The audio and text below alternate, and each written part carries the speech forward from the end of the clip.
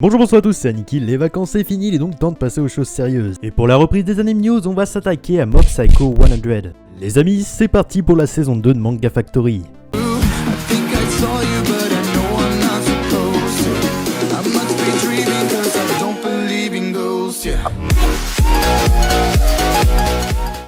Mob Psycho de son titre alternatif est un manga écrit et dessiné par One. Et à la vue du dernier succès qu'était One Punch Man, il était fort à parier qu'on le reverrait sur le devant de la scène. Et c'est chose faite moins d'un an après ce dernier. Cette fois-ci c'est le studio Bones qui s'y colle, non pas celui-là putain, succédant ainsi à Madhouse. On y suit l'histoire de Shigeo Kagayama, surnommé Mob, un jeune collégien qui possède des pouvoirs psychiques exceptionnels. En effet, par la simple pensée, il peut aisément déplacer ou tordre n'importe quel objet. Son quotidien est partagé par le collège dans lequel il se sent extérieur à la norme, notamment dû au fait qu'il soit seul, sans amis et qu'il ne brille dans aucune matière qui soit.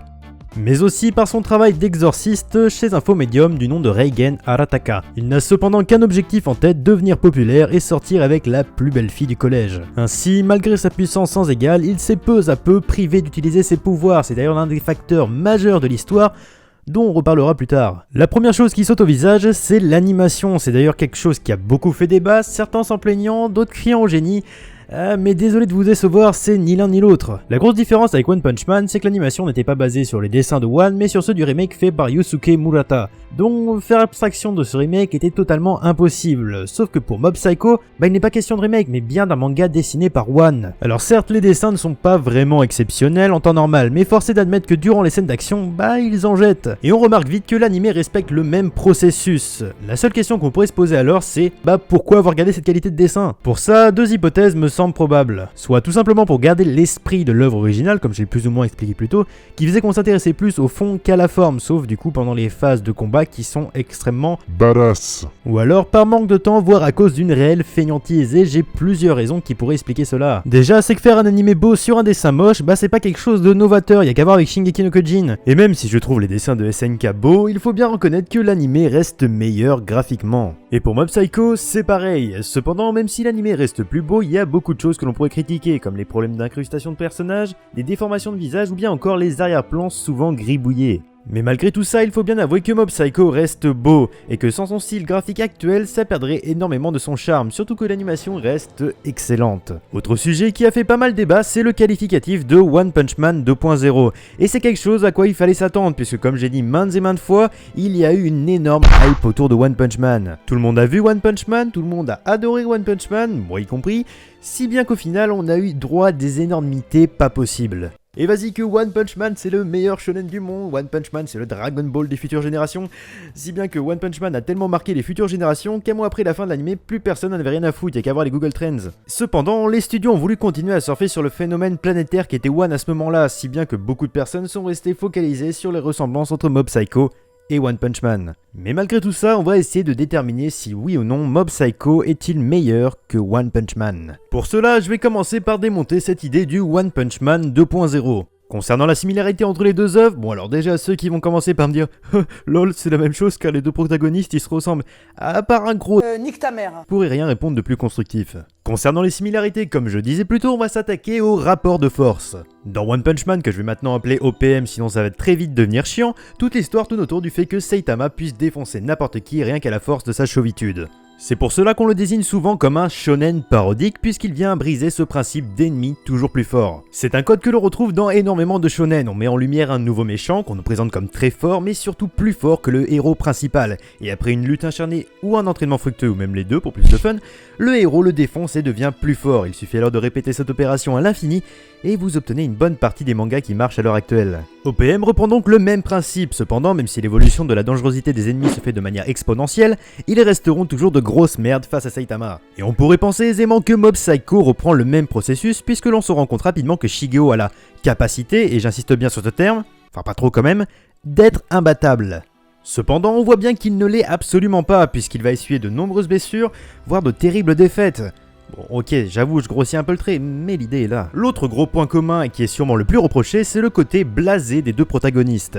Et ouais, là j'avoue que ça pourrait porter à confusion, surtout quand on voit que Shigeo ressemble à un sosie chevelu de Saitama. Cependant, je vais tenter de démontrer pourquoi cette facette de personnalité est bien plus approfondie dans Mob Psycho et pourquoi elle ne sert pas uniquement de facteur humoristique. Bon, on va commencer par le plus simple. Dans One Punch Man, et comme tout le monde le sait, à force d'entraînement extraordinaire, Saitama a fini par devenir chauve, mais aussi extrêmement blasé lorsqu'il se rendit compte de son hyperpuissance qui ferait pâlir Vegeta.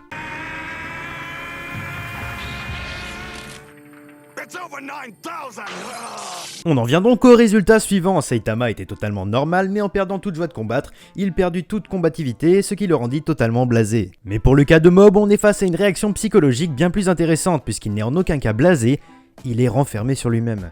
On pourrait alors penser qu'il en est ainsi, que cela sert uniquement de ressort comique, mais en réalité cela va chercher beaucoup plus loin. Puisqu'en effet on voit souvent des flashbacks de Shigeo où on voit ce dernier être joyeux, voire même en train de rigoler. Pour les plus sceptiques, vous pourrez penser qu'il s'agit là d'une simple erreur, d'une incohérence, et ouais c'est fort possible, puisque ce n'est pas quelque chose de rare dans les mangas, surtout dans Mob Psycho, le meilleur exemple reste avec lui. Ouais bon j'ai oublié son prénom, mais on s'en bat les couilles. Il se croyait l'élu et pensait être le seul à posséder des pouvoirs et tombe alors de très haut quand il fait la découverte de Shigeo. Cependant, quelques temps après il nous explique qu'il vit seul car plusieurs années auparavant, il fut poursuivi par un groupe de détenteurs de pouvoir qui cherchaient à capturer des gens comme lui. Pas très logique donc. On pourrait alors penser qu'il a tout simplement oublié ses souvenirs, cependant les flashbacks sont souvent ceux de Mob. On arrive donc à la conclusion suivante, Shigeo refoule ses sentiments. Mais alors pourquoi je vous parle de ça? Car ça va me permettre tout simplement de parler du mode 100%. Ouais bon ok, j'ai pas trouvé de meilleur nom mais je vais tenter d'expliquer ce que j'entends par là. Au fil des épisodes on voit souvent les passages suivants. Si vous avez suivi l'animé vous comprendrez totalement de quoi je veux parler, mais je vais continuer d'expliquer pour les autres. Ouais, toi là-bas dans le fond là. En effet, quand ce taux d'explosion atteint les 100%, Mob fait ce que l'on pourrait identifier comme une crise de nerfs. Il libère totalement ses pouvoirs, ses cheveux s'hérissent montrant toute sa puissance et une aura maléfique s'émane de lui. Dire qu'il est badass dans ces phases-là serait un euphémisme total.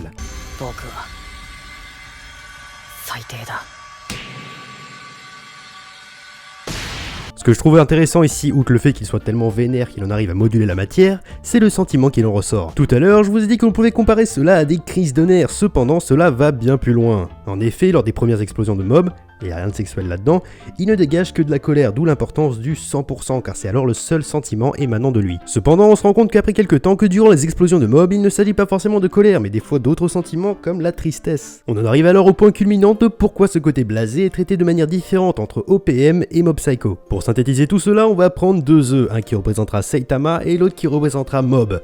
Ouais bon je sais c'est tout pété comme métaphore mais attendez de voir. Pour Saitama et pour faire gros on pourrait tout simplement le comparer à une coquille vide, il n'exprime rien car il ne ressent rien. Cependant pour Shigeo même s'il n'exprime rien il n'en reste pas moins extrêmement sensible et sous la pression il craque et ses sentiments explosent. D'ailleurs on pourrait voir ce trait de comportement comme un signe d'alexithymie, ce dernier désignant le fait d'avoir une difficulté à identifier, différencier et exprimer ses émotions. Cependant le seul qui arrive à comprendre Mob reste Reigen Arataka et c'est clairement pour moi l'un des points forts majeurs de l'histoire et ce pour plusieurs raisons. Déjà par son côté arnaqueur et charlatan qui rajoute un facteur comique à l'œuvre, mais surtout car il apporte par son discours un message majeur à la morale de l'histoire. Avoir une capacité spéciale ne fait pas de vous quelqu'un de spécial. Alors certes ça peut paraître simpliste, mais si on regarde attentivement, c'est l'idée principale qui ressort de la saison 1 et c'est par ailleurs quelque chose de très intelligemment utilisé.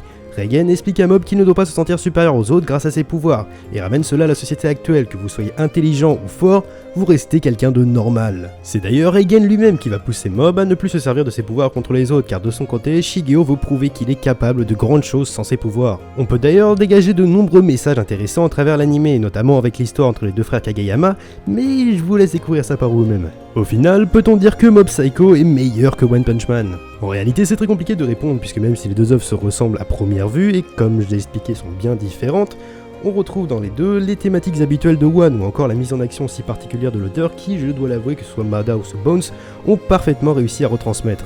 Donc dire si Mob Psycho One Punch Man est meilleur reste alors un avis purement subjectif et je dois vous avouer que mon cœur serait plus d'avis à pencher vers Mob Psycho 100.